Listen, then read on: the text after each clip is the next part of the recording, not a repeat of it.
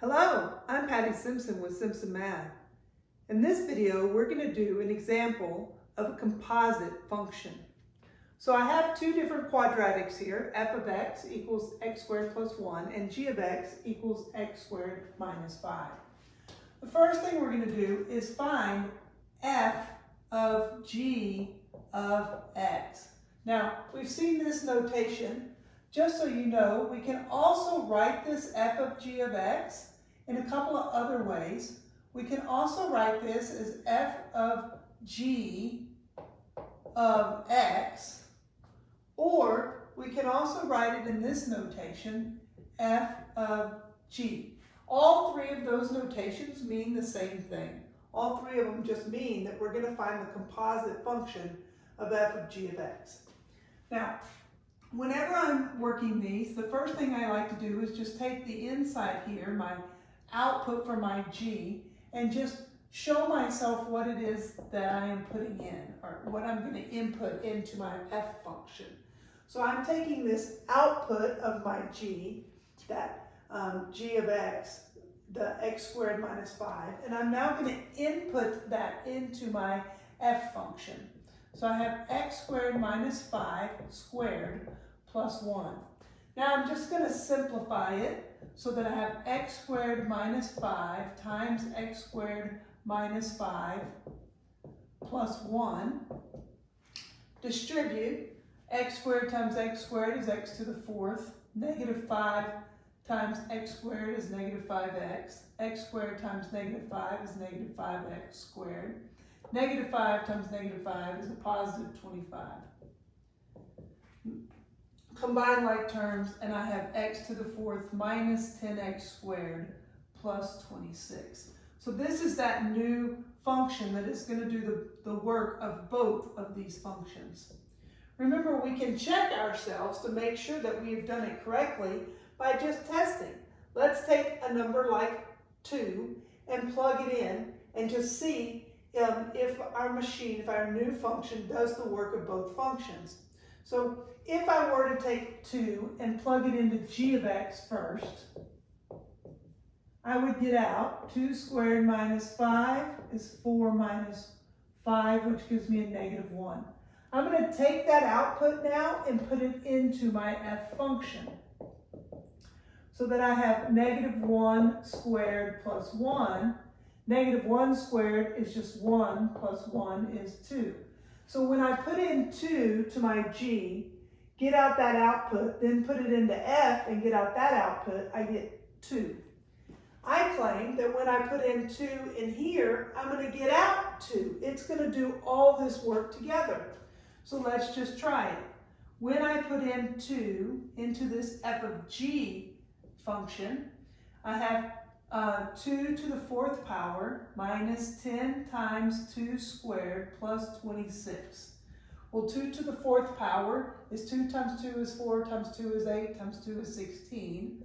Minus, well, 2 squared is 4 times 10 is 40 plus 26. I'm going to add my positive numbers here. So 16 plus 26 makes 30, 42. 42 minus 40 does give me 2. So when I input 2, this function took care of doing both of the machines, or both of the functions, and out came a 2. So there is our f of g of x.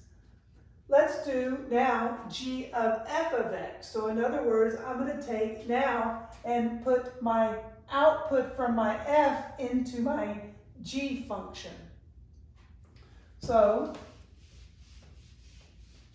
just reversing it, g of f of x, or g of f of x, or g of f of x. All three of those notations are the same, in case you've seen any of those three. So now I'm just going to take and replace this f of x with my f of x with that function. And now I'm going to take that output, that f of x, and put it in to my g function. So I'm going to replace this x with that f of x value. Now I'm going to simplify or expand it out. So I have x squared plus 1 squared minus 5. Distribute, so x squared times x squared is x to the 4th. X squared times 1 is x squared. X squared times 1 is x squared. 1 times 1 is 1. Combine my like terms, and I have x to the 4th plus 2x squared minus 4.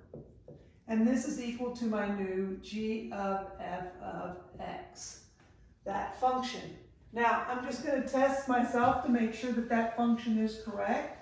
And the way I do that is I start inside with that f and pick any value. We picked 2 the last time. Let's pick 3 this time just to see. So if I put 3 into my f machine, so that I have 3 squared plus 1 equals 9 plus 1, which is 10. I'm going to take that output now and put it into my g function, so that I have 10 squared minus 5, which gives me 100 minus 5, which is 95. So I should be able to put 3 into this new function that we've created, this g of f of x, and I should get out 95.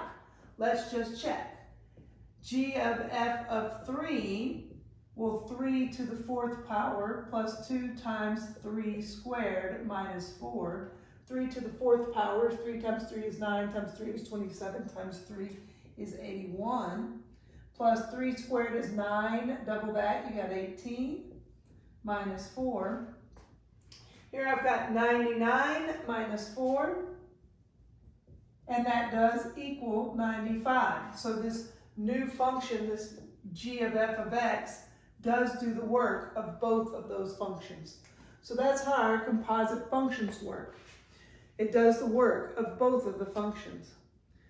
Math Made Simple at Simpson Math. Thanks for watching.